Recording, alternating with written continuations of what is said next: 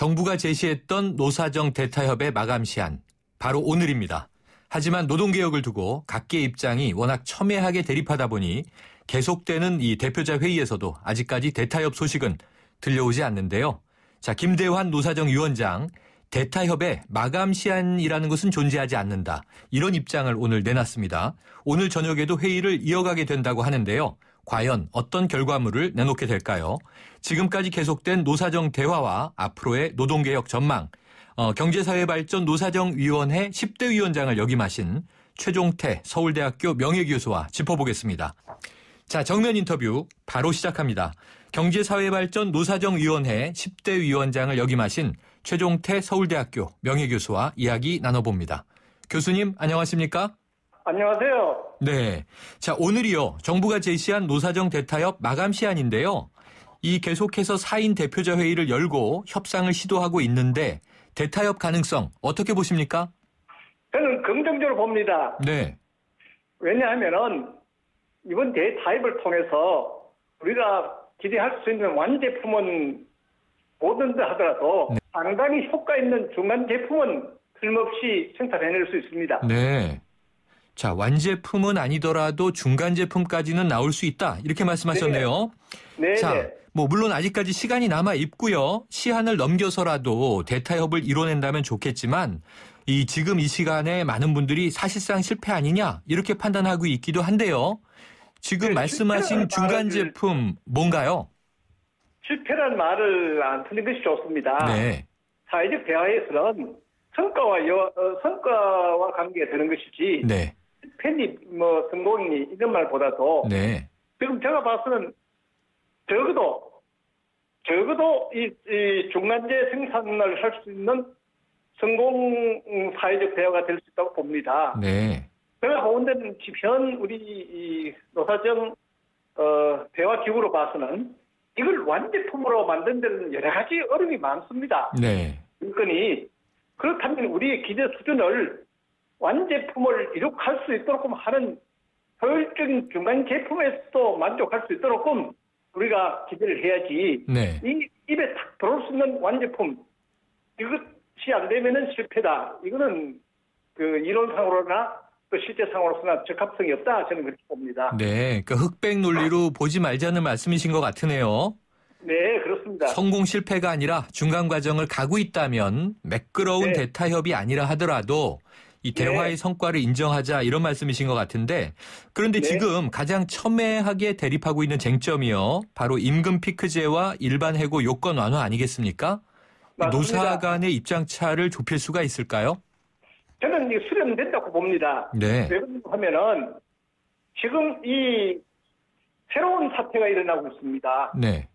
이 임금이라든가 그리고 고용 문제는 즉 노동 문제는 그 환경 변화에 따라서 신속하게 적응 도전하지 않으면 그것이 효율성을 기할 수가 없습니다. 네. 그런데 지금 우리 사회는 대한민국을 둘러싸고 경제, 기술, 사회, 정치적 환경이 급변하고 있습니다. 네. 특히 그중에서도 경제적인 측면에서는 글로벌리제이션, 세계화, 그리고 기술적인 측면에서는 디지털화, 이것이 이루어지기 때문에 따라서 이 노동도 새로운 분업체계가 요구되고 있고 새로운 질서가 요구되고 있습니다. 네. 여기에 노동시장도 유연성, 안정성을 겸비한 유연 안정성으로 나가지 않으면 안 되겠고 네. 그러기 위해서는 노동시장의 유연성을 높이는 데서는 기능적 차원뿐만 아니라 구조적인 차원에서도 적극 노력해야 된다고 하는 데서 의견을 모두 같이 하고 있습니다. 대부분 네. 사람들이. 그래서 이런 새로운 사태에 새로운 질서를 마련하기 위해서는 임금 피크제, 일반 해고 요건 완화 여기에 대해서는 상당히 의견이 수렴되고 좋은 결과가 나올 것으로 봅니다. 네, 교수님 좋은 결과 나올 것이다 낙관해 주셨고요. 노측이든 사측이든 지금 노동 환경 자체가 급격히 변하고 있기 때문에 말씀하신 대로 이 두 가지가 대립하는 것보다는 지금 이 유연 안정성이라고 하는 융합적인 말씀을 써주셨어요. 그런데 문제는 이게 노동자 측에서도 이러한 말씀하신 유연 안전성 개념에 좀 동의가 돼야 되는데 지금 참여하고 있는 한국노총은 지금 이 유연성 문제에 대해서는 굉장히 반대가 심한 입장이에요. 그렇다면 어떤 설득이 가능하다고 보세요? 지금 한국노총 입장으로 봐서는 현재 그렇게 나올 수밖에 없습니다. 네. 한국노총에 대한 한국노동조합의 그 현황이라든가 그리고 역사적인 배경을 봐서 그런 태도를 표시할 수 있을 겁니다. 네. 하나, 한국노총의 그 리더들라든가 그리고 국민들 여론은 이것이 결국 임금 문제는 새로운 사태에 맞도록끔 임금 체계가 변화가 돼야 된다고 하는 데서는 기본 방향에 대해서는 공감을 이루고 있습니다. 네. 이런 점에서 결국 의사소통 공동체로서 노동은 인간의 본질이고 또 다른 동물과 차이점에서 이 다음 사회에 적합한 이 임금 체계와 그리고 이 고용 체계를 하기 위해서는 어떻게 해야 된다에 대해서는 한국노총도 기본적인 방향에 대해서는 알고 있고 거기에 대해서 공감을 하고 있습니다. 다만 네. 노동조합을 잘 이해해야 되는 겁니다. 네. 노동조합이라고 하는 것은 노동자 간부들이 한목적적으로 행동하는 것도 중요하겠지만은 조합은 구성원들의 지지가 또 필요합니다. 네. 이런 점에서 우리 한국 사회의 노동조합의 그 체계를 보면은 현재 많은 문제점을 가지고 있습니다. 그 노동조합의 구성원들이 적극적으로 이런 한목적적으로 지지해 줄 수 있는 이런 데 대해서 상당히 문제점을 많이 지니고 있기 때문에 특히 네. 이 정규직 중심의 그 노동조합에서는 이런 점에서 이 문제를 어떻게 타협을 하고 나가는 데서 한국노총은 한편에서는 한목적적으로 나가야 되는 방향을 가지고 있지만은 다른 한편에서는 조합원의 지지를 받아야 된다고 하는 양면성을 가지고 있습니다. 네. 이런 점에서는 저는 시간을 두고 대화를 하고 논의하면은 상당히 의견 적기는 될 것이고 꼭 확답을 받는 것은 안 된다 하더라도 의견 수립에서 거기에 대한 수렴이 된다고 보고 있습니다. 네. 이것이 다시 말씀드리면 우리가 중간재 생산품으로서 완제품을 만들 때는 또 다른 주체의 도움이 필요합니다. 네. 교수님 지금 말씀해 주신 것이 한국노총도 시대 변화의 흐름은 알고 있을 것이다. 하지만 이제 우리나라 노조 구조상 이 두 가지의 두 토끼를 잡아야 하니까 어려움이 있다는 말씀을 주셨는데요. 그런데 이제 결국은 대화로서 이것이 가능할 것이라는 말씀을 주셨는데 오늘만 해도요. 이 여당인 새누리당의 김무성 대표 이 강성노조라는 표현을 써서 좀 최근에 너무 노조를 자극하고 비판하는 것 아니냐 이런 반론들이 있어요. 그럼 정치권의 이런 발언들은 지금 노사정위원회 회의에 좀 도움이 안 되는 것 아닐까요?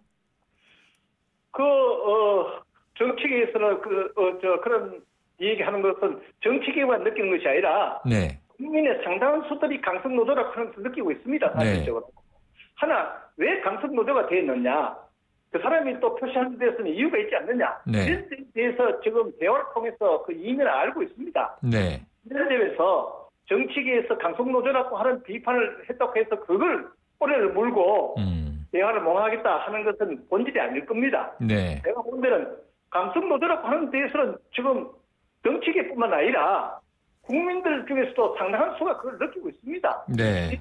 그래서 비판을 하고 노조가 사회적 책임을 지고 어떻게 해야 될 것이냐에 대해서 노조 자체들도 잘 알고 있습니다. 네. 그러나 그 사람들이 또 요구하는 조건이 있지 않습니까? 네. 제가 그다음에 나오는 역사적 그거로 봐서 결국 우리만 희생을 당했지 않느냐 하는 이런 또 여론이 있기 때문에 네. 이런 것을 잘 조합하고 서로 소통을 하는 것이 바로 대화가 아니겠습니까? 네. 또 노동계 측의 피해의식이나 뭐 억울함이 있을 것이다. 대화로 풀어야 한다. 계속 말씀 주셨는데요. 그렇다면 앞으로의 전망 좀 간단하게 어떻게 보십니까?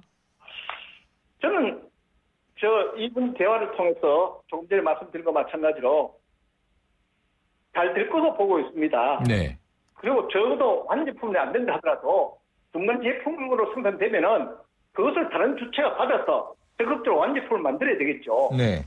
그래서 이 매크로적인 차원에서는 이 중간 제품을 받아서 완제품을 만드는 데 역할해야 될 중요 당사자로서 정부와 국회 그리고 그 중간 단위로서는 지역 자치단체, 업종별 노사단체 그리고 나아가서는 생산 현장에서의 노사 당사자들이 이것을 완제품 만드는 데 적극 노력을 하면은 우리가 약간의 고통과 시간이 필요하지만은 잘 될 것으로 저는 그렇게 보고 있습니다. 네. 그리고 더 중요한 것은 이 노동이라고 하는 문제는 바로 그것과 차이가 있습니다. 이거는 바로 노동이 인간의 본질입니다. 네. 그렇기 때문에 이 노동에 대해서는 국가적인 차원에서 국가 발전의 핵심 전략으로서 노력과 투자를 해야 됩니다. 네. 지금까지 우리나라가 그것이 상당히 부족했습니다. 다른 선진 산업 국가는 그동안에 이 발전, 사회 예, 발전과 교수님. 발전에 이 노동을 국가의 핵심 전략으로 삼고 노력과 투자를 했습니다. 네. 그렇게 해야 되겠죠. 알겠습니다. 교수님, 오늘 말씀 잘 들었습니다. 네, 감사합니다. 지금까지 최종태 서울대학교 명예교수였습니다.